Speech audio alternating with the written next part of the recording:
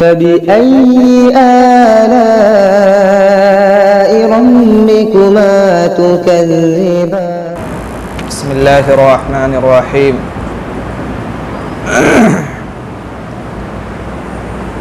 الحمد لله رب العالمين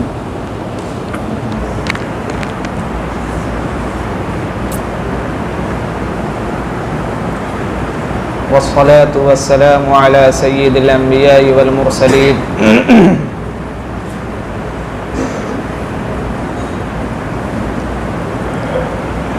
وعلى آله وصحبه أجمعين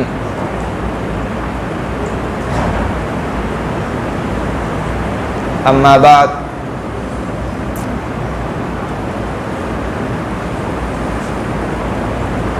فقد قال تعالى في القرآن المجيد والفرقان الحميد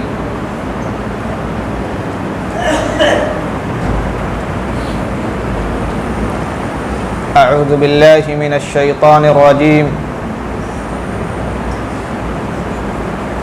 بسم الله الرحمن الرحيم اليوم أكملت لكم دينكم وأتممت عليكم نعمتي ورضيت لكم الإسلام دينا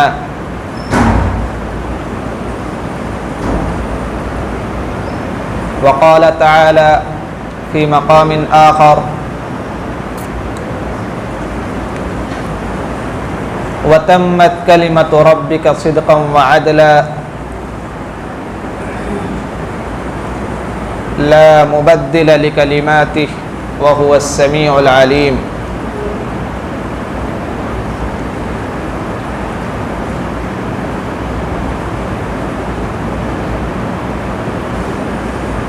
وقال النبي صلى الله عليه وسلم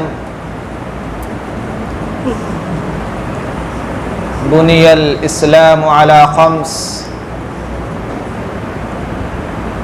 شهادة أن لا إله إلا الله وشهادة أن محمد رسول الله وإقام الصلاة وإيتاء الزكاة والحج وصوم رمضان أو كما قال عليه الصلاة والتسلیم۔ میرے محترم بزرگ و دوستو، عزیزان گرامی، حاضرین جمعہ،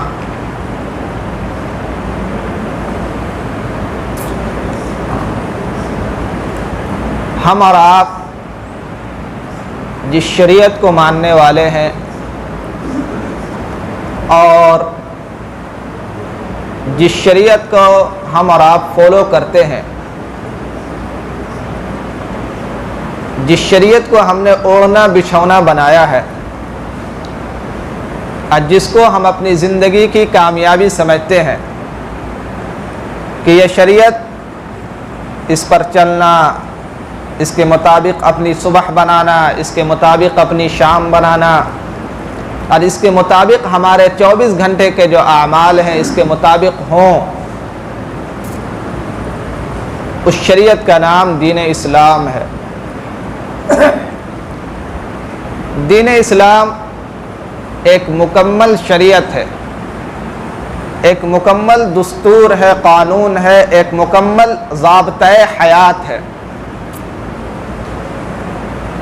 کہ جو ضابطۂ حیات نہ ہم نے بنایا، نہ ہم سے پہلے آنے والے لوگوں نے بنایا، نہ کسی اور نے اس کی تدوین کی، نہ صحابہ نے اسے بنایا، نہ خود اس کو نبی نے بنایا، بلکہ اس کے بنانے والے اور اس کو مدون کرنے والے، اس کو ترتیب دینے والے اور مکمل ضابطۂ حیات بنانے والی ذات صرف اور صرف ایک اللہ کی ذات ہے جس نے آسمان و زمین کی تخلیق کی۔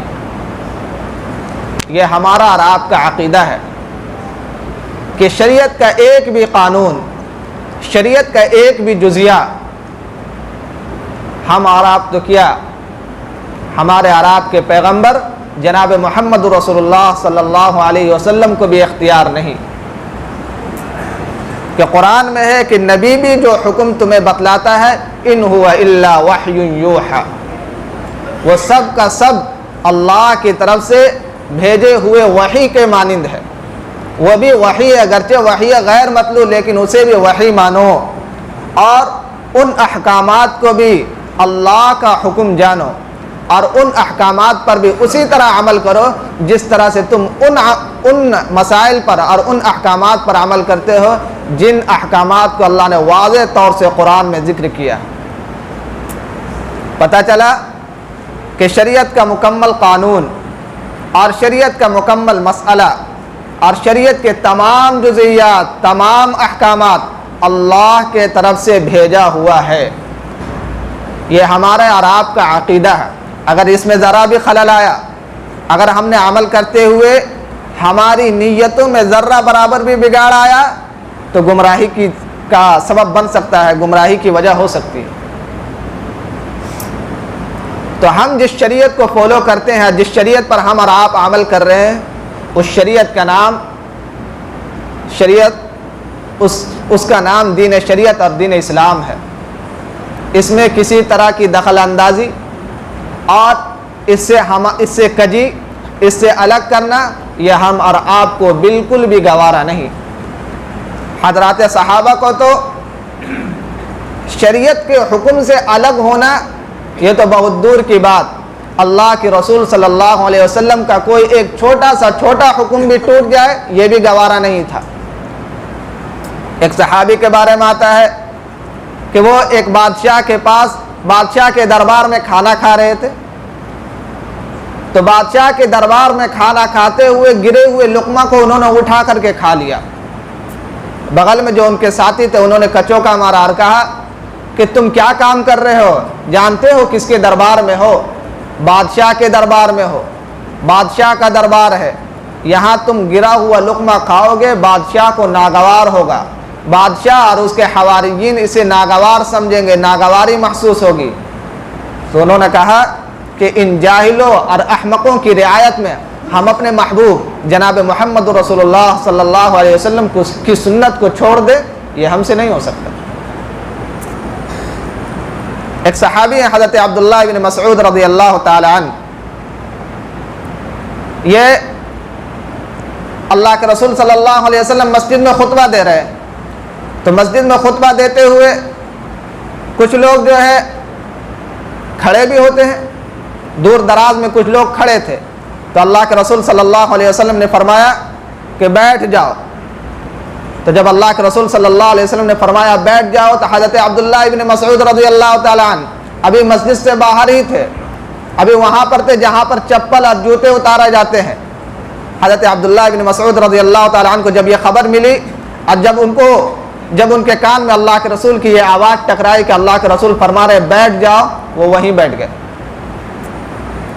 لوگوں نے کہا کہ بھائی اندر جاؤ، تو انہوں نے کہا نہیں، اللہ کے رسول کا حکم ہوا ہے بیٹھ جاؤ، ہماری مجال نہیں کہ اللہ کے رسول کے حکم کے بعد میں ایک قدم بھی آگے بڑھا دوں۔ یہ جذبہ تعمیل اور حکم کی اطاعت، یہ جذبہ اطاعت یہ حضرات صحابہ میں تھا۔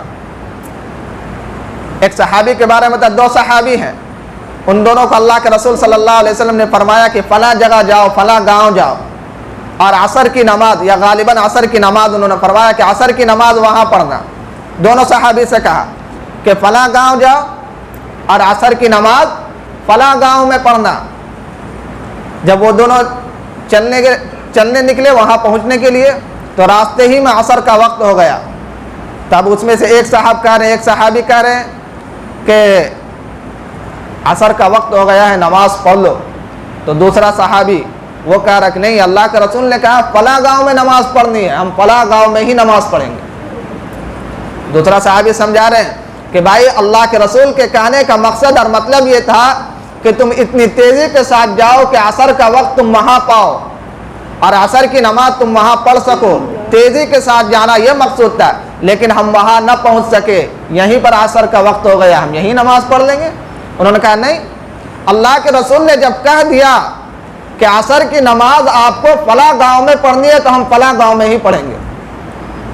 یہ جذبہ اطاعت ہے، اپنی عقل کو لگانا نہیں۔ تو ایک صحابی وہیں نماز پڑھے دوسرے صحابی جا کر کے اس گاؤں میں نماز پڑھے.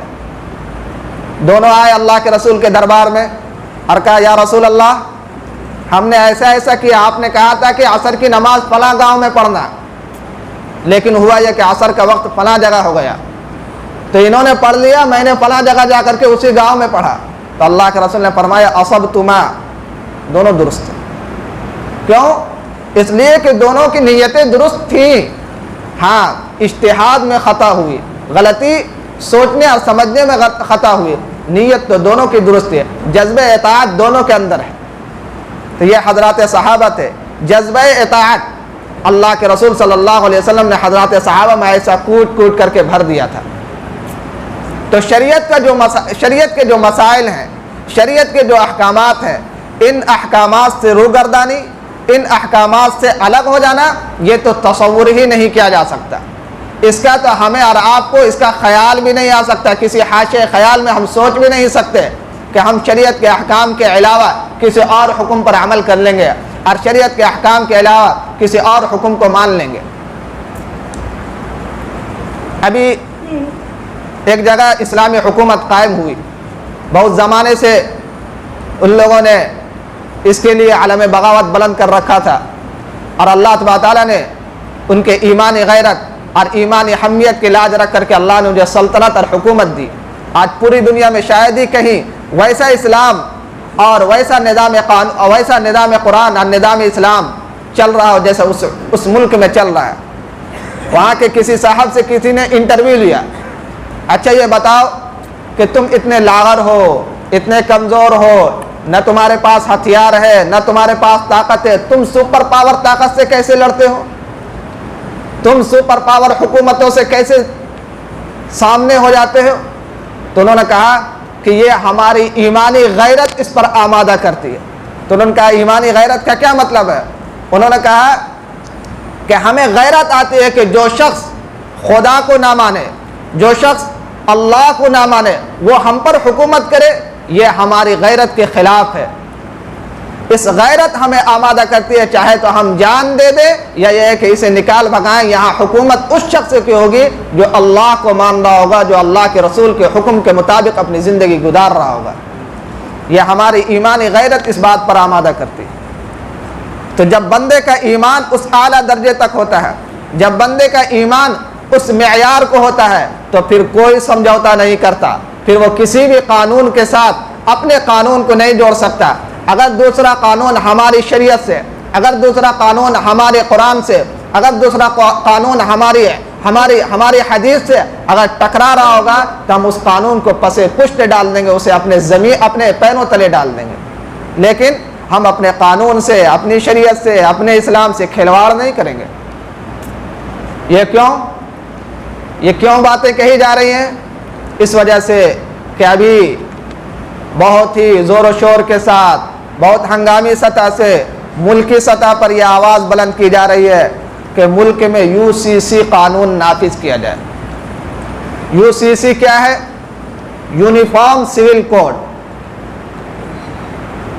یا اس کو اردو میں لے تو یکساں شہری قانون,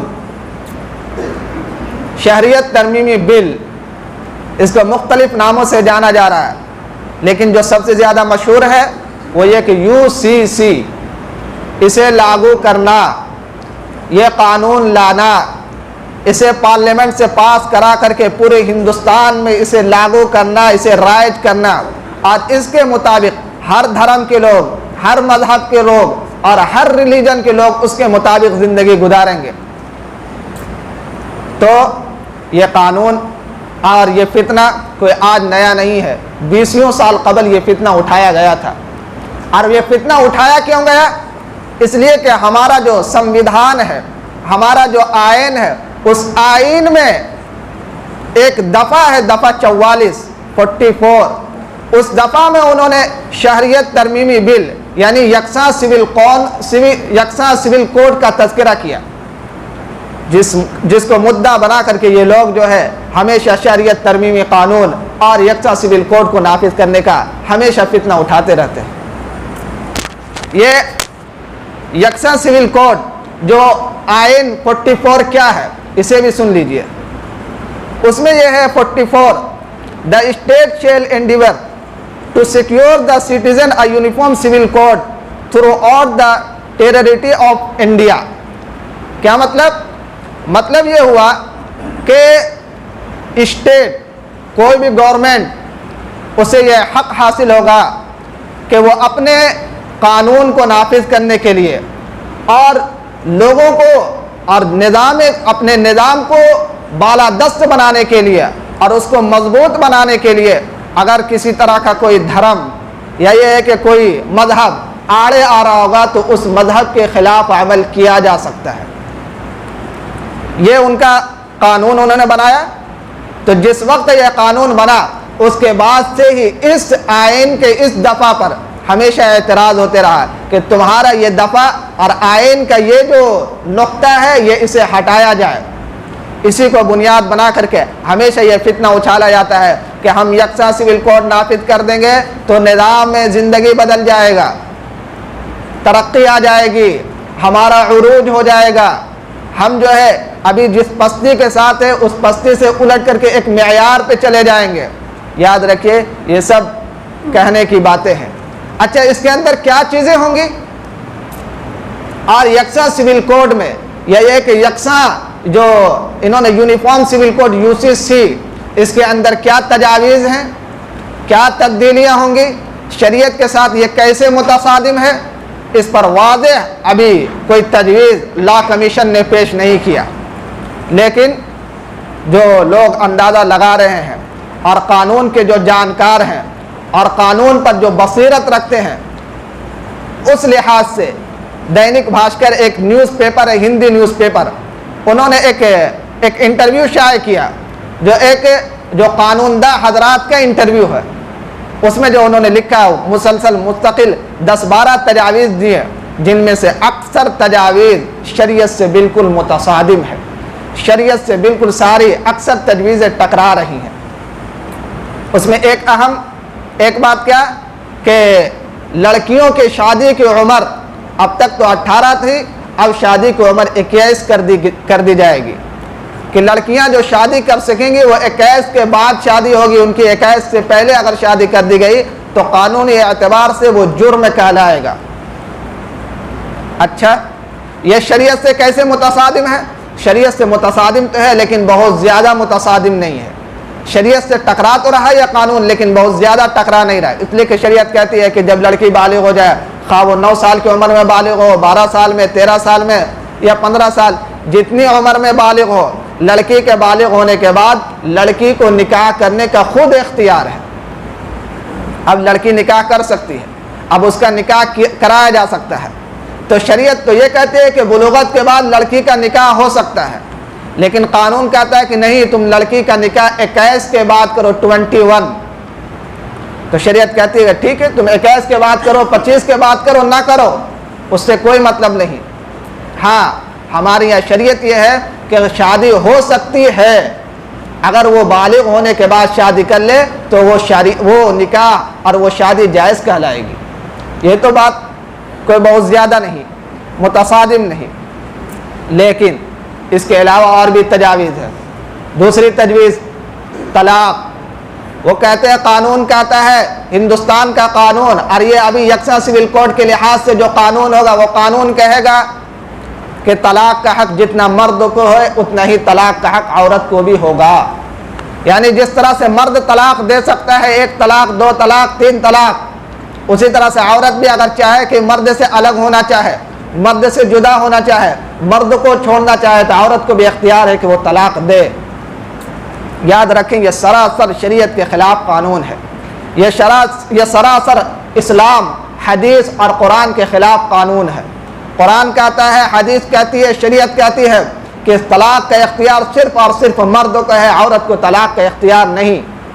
پھر وہ یہ کہتے ہیں کہ اگر عورت کو طلاق کا اختیار نہ دیا جائے تو عورت تو بے بس ہو گئی, عورت تو مجبور ہو گئی, اور ہم یہ چاہتے ہیں کہ تمام کے درمیان مساوات پیدا کیا جائے, برابری کا حصہ دیا جائے, جو حق مرد کو ہے وہ حق عورت کو بھی دیا جائے. اور اگر عورت یہ چاہے کہ ہم جدا ہوں تو تمہارے یہاں کیا اختیار ہے؟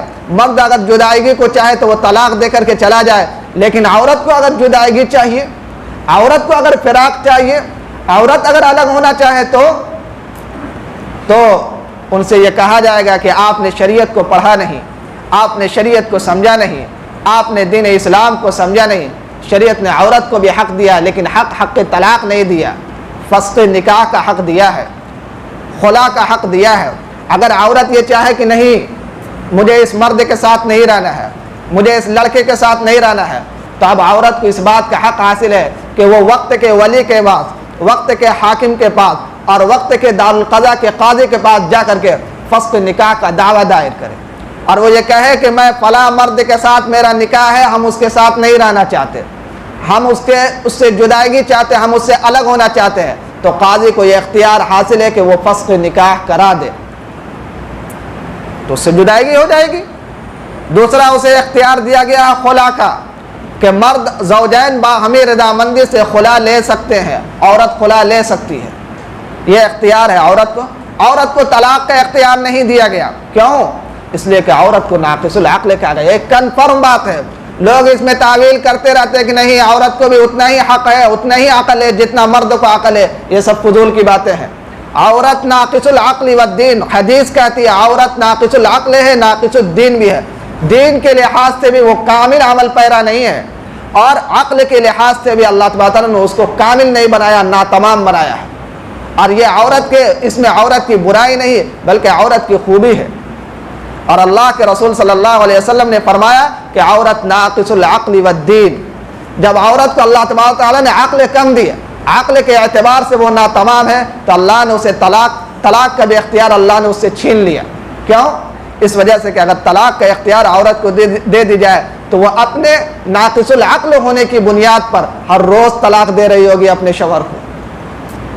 مرد تو کامل العقل ہے، وہ اپنے غصے پر ضبط کر سکتا ہے، وہ سوچ سمجھ سکتا ہے، وہ قابل وہ فکر رکھ سکتا ہے، وہ تدبر کر سکتا ہے، وہ تمام تر ماحول کو سمجھ سکتا ہے، لیکن عورت ان تمام تر مسائل سے بالکل بے پرواہ ہوتی ہے، اسے پتہ نہیں ہوتا، وہ ہر روز طلاق دے رہی ہوگی۔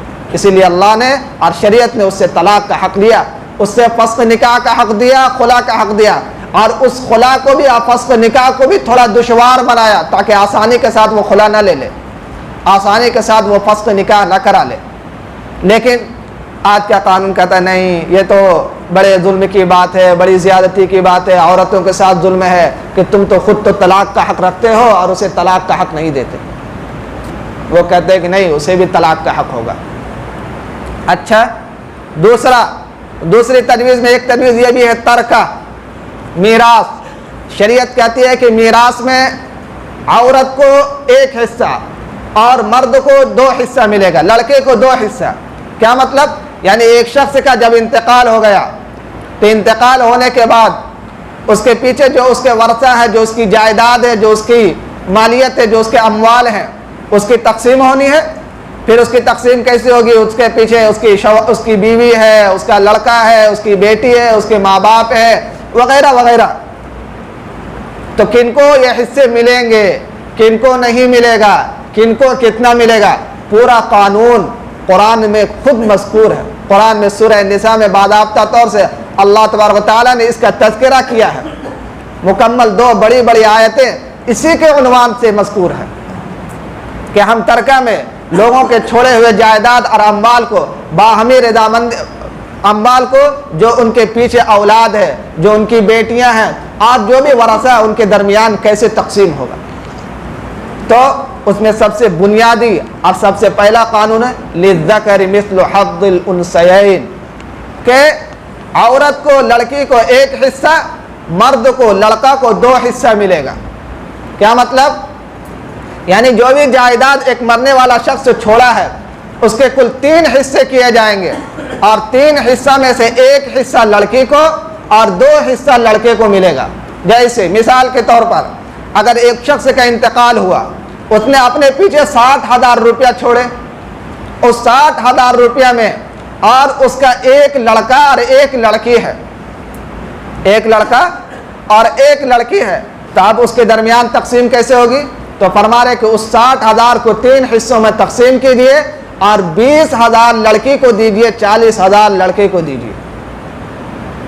یہ قانون غیروں کو, دشمنان اسلام کو اچھا نہیں لگا. قانون میرا ہے, اچھا انہیں نہیں لگ رہا. قانون میرا ہے اور ان کے آنکھ میں, ان کے پیٹ میں درد ہے. کیوں؟ اس وجہ سے کہ ہم قانون شریعت پر عمل کر رہے ہیں, اس وجہ سے انہیں خوف ہے, اس وجہ سے انہیں ڈر ہے. تو وہ کہتے ہیں کہ تمہارے یہاں یہ قانون درست نہیں, تم اس قانون کو بدلو, تمہارا یہ قانون بالکل بھی بہتر نہیں ہے, بلکہ اتنا ہی حق دو جتنا حق تم لڑکوں کو دے رہے ہو. مطلب یہ ہوا کہ آدھا آدھی تقسیم کرو, اور آدھا مرد کو دو, آدھا عورت کو دو.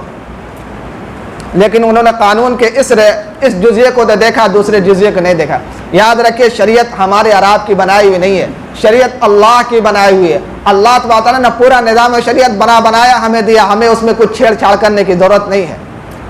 تو یہاں پر اس بات کو بھی اور اس جزیے کو بھی, اس کی حکمت بھی خوب سمجھ لیجئے کہ شریعت نے عورت کو ایک حصہ, مرد کو 2 حصہ کیوں دیا. اس وجہ سے کہ مرد کے اوپر اللہ تبارک و تعالیٰ نے ساری ذمہ داری رکھی ہے, لڑکے کے اوپر اللہ تبارک و تعالیٰ نے ساری ذمہ داری رکھی ہے, اور عورت کے اوپر کچھ بھی ذمہ داری نہیں, سامان تعیش کے لحاظ سے, سامان زندگی کے لحاظ سے کچھ بھی ذمہ داری نہیں.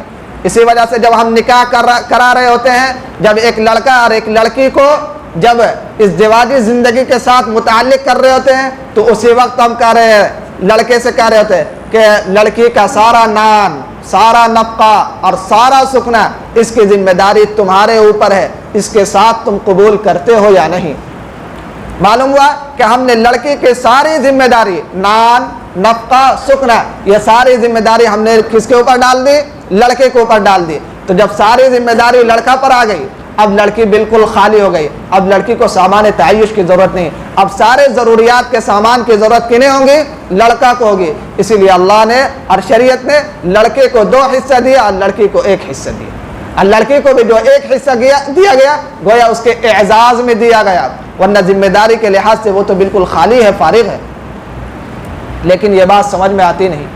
اس کے علاوہ اور بھی بہت سارے مسائل ہیں, وقت نہیں ہے ورنہ میں ایک جزیے کو بتلاتا کہ کس طرح سے یہ سارے کے سارے جو ہیں شریعت سے متصادم ہے, شریعت سے ٹکرا رہے ہیں. لیکن قرآن کہتا ہے لا تبدیل لکلمات اللہ لا مبدل لکلماته وتمت کلمت ربک صدقا وعدلا. اللہ کی بھیجی ہوئی جو شریعت ہے وہ تمام کے تمام مکمل اور کامل ہے. صداقت کی کسوٹی پر بھی اسے ناپ لو, عدالت کی کسوٹی پر بھی اسے ناپ لو, اس کے اندر کسی بھی طرح کی تبدیلی, کسی بھی طرح کی تنسیخ کی بالکل بھی گنجائش نہیں.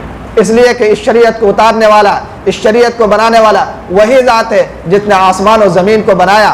آسمان و زمین کے پیدائش میں آپ غور کر رہے ہوتے ہیں تو کہہ رہے ہوتے ہیں کہ سورج اگر تھوڑا سا اوپر ہوتا تو زمین بالکل برف بن چکی ہوتی, سورج تھوڑا سا نیچے ہوتا تو زمین گرمی سے پگھل چکی ہوتی. تو یاد رکھیے, جس نے سورج کو بنایا, جس نے زمین کو بنایا, جس نے نظام کائنات کو بنایا, اور جو یہ نظام کائنات چلا رہا ہے, اسی نظام کائنات کے بنانے والے نے ہماری شریعت کو بھی بنایا ہے. وہ ہم سے اور آپ سے زیادہ سمجھنے والا ہے, وہ ہم سے اور آپ سے زیادہ حکمتوں اور نکات سے واقف ہے. ہم اس کی شریعت میں کسی طرح کی تبدیلی کو منظور نہیں کریں گے. اللہ تعالی ہم سبوں کو سمجھنے بوجھنے کی توفیق نصیب فرمائے. جو حضرات سنتوں سے باقی رہ گئے, سنت سے فارغ ہو گئے.